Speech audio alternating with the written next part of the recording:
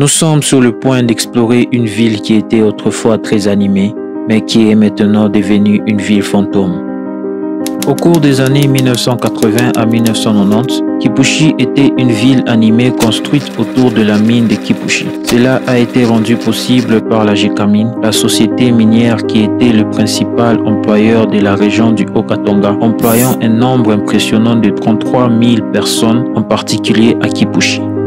Cependant, les choses ont empiré lorsque la Gécamine a commencé à connaître un déclin, faisant perdre à Kipushi son attrait. Cette ville autrefois florissante est maintenant l'ombre d'elle-même, une ville fantôme qui témoigne de son passé glorieux. Si vous êtes curieux comme moi, je suis sûr que vous vous interrogez sur l'aspect actuel de cette ville. Aujourd'hui, je commence mon aventure à Lubumbashi pour explorer la ville de Kipushi et parler avec un résident local dans le but de comprendre pourquoi cette ville florissante a perdu de sa popularité. Atteindre Kipushi n'est pas une tâche facile, car le temps du trajet habituel depuis Lubumbashi est d'environ 35 à 45 minutes. Cependant, il m'a fallu environ 45 minutes pour arriver à la destination. Actuellement, la ville est située près de la frontière zambienne dans la province du Haut-Katanga. Elle était une terre aride jusqu'à ce que l'Union minière du Haut-Katanga établisse la mine Prince Léopold dans la région sud-ouest de Lubumbashi. Kipushi est identifié par le puits 5, une tour qui s'élève à une hauteur d'environ 75 mètres et a été construite au-dessus de la mine de Kipushi. Au cours de ma visite de la ville, j'ai été emmené dans certains des endroits les plus renommés. Mais j'étais découragé de constater que certains de ces lieux avaient perdu leur charme et leur signification au fil du temps. Et cela est l'une des raisons pour lesquelles je cesserai de produire des vidéos sur le tourisme congolais et qu'à chaque fois que je visite un lieu avec l'intention d'en faire la promotion, je suis confronté à la dure réalité de la situation.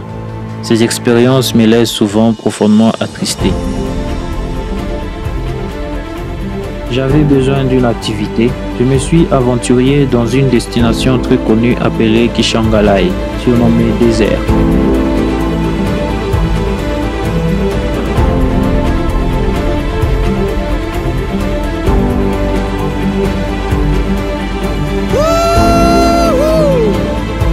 Pour ceux qui partagent ma nature curieuse, je dois vous informer que cet endroit n'est pas réellement un véritable désert.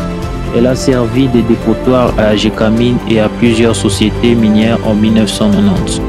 Depuis, le site s'est transformé en un étang qui recevait de l'eau acide provenant du lavage du cobalt et du cuivre. Le produit chimique rejeté dans les eaux usées ont détruit les arbres et les herbes au fil du temps. En conséquence, Kishangalai s'est transformé en un désert.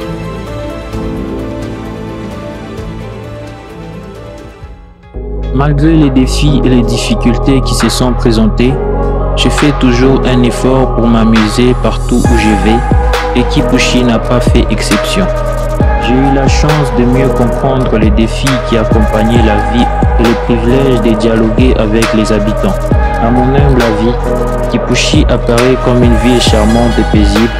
J'ai la ferme conviction qu'à l'avenir, cette ville connaîtra un regain de grandeur tout comme elle a fait dans le passé.